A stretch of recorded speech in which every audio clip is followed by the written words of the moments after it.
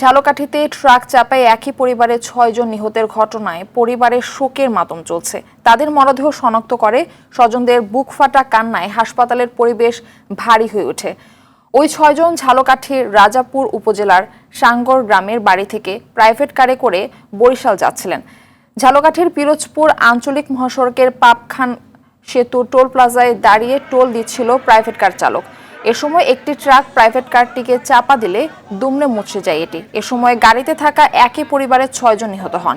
Truck চালক মোহাম্মদ আল আমিন ও সহকারী নাজমুলকে আটক করেছে পুলিশ। দুর্ঘটনার কারণ অনুসন্ধানে ৪ সদস্যের তদন্ত কমিটি করেছে জেলা প্রশাসন।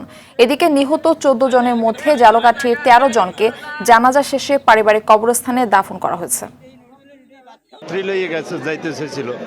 তখন রওনা দিয়েছিল পিছন থেকে ওরে ওই ট্রাকে আইসে আর কি লইয়ে নাইমে গেছে। ও খুব ভালো গাড়ি চালাইতো, সবসময় ৫ ওয়াক্ত নামাজ পড়তো। 2 ছেলে, ছেলের বউ, বাচ্চা এবং ওর মা, এই 7 জন অটোতে ঝালকাঠি লঞ্চে উঠবে আর কি। কাটালিয়া থেকে অটোতে আসতেছিল। ওই অটো পুরোটাই ওই ট্রাক একেবারে পিছিয়ে দিয়ে গেছে। দর্শক, ঝালকাঠিতে রয়েছেন সহকর্মী জহিরুল ইসলাম জলিল। সরাসরি যোগ দিচ্ছেন তিনি আমাদের সঙ্গে। জলিল, নিহতদের পরিবারকে সহায়তার বিষয়ে প্রশাসন কি বলছে?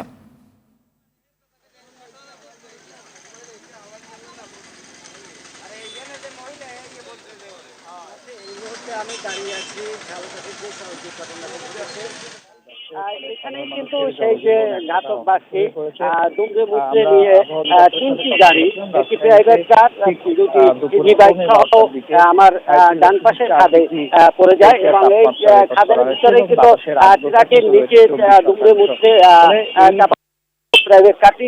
প্রাইভেট কারে ঝালকাঠির রাজাপুর উপজেলার একই পরিবারের ৬ জন নিহত হয়েছে। এছাড়া ইজি বাইকের যে যাত্রী ছিল তাদের ভিতর থেকে মারা গেছেন যারা। এই সর্বমোট কিন্তু ১৪ জন এই সড়ক দুর্ঘটনায় নিহত হয়েছেন।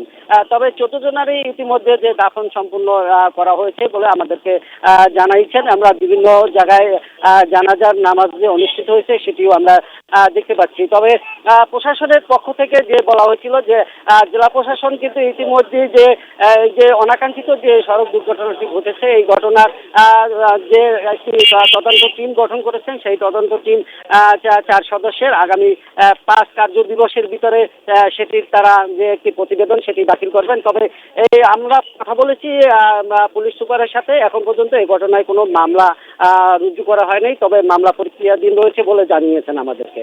তবে সরকারের পক্ষ থেকে যারা নিহত হয়েছেন তাদের পরিবারকে ৫,০০০ করে টাকা দেওয়ার যে কথা রয়েছে সেটি আমাদেরকে জেলা প্রশাসন জানিয়েছেন এবং যারা যদি পঙ্গুত্ব বরণ করে যারা চিকিৎসাধীন রয়েছেন তাদের জন্য রয়েছে ৩,০০০ টাকা এবং সাধারণ চিকিৎসার জন্য ১ লাখ করে টাকা দেওয়ার যে কথা রয়েছে।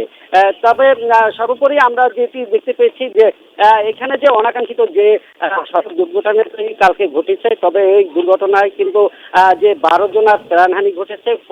প্রতিটি পরিবারে কিন্তু এখন এলাকায় যে শোকের একটি মাতম চলছে এবং সাধারণ মানুষের ভিতরেও কিন্তু একটি শোক বিরাজ করছে এই 14 জনের জন্য। তবে অনাকাঙ্ক্ষিত এই সড়ক দুর্ঘটনা প্রতিরোধের জন্য সরকারের কাছে যে ভুক্তভোগীদের একটি কার্যকরী ভূমিকা নেওয়ার দাবি রয়েছে। ধন্যবাদ আপনাকে।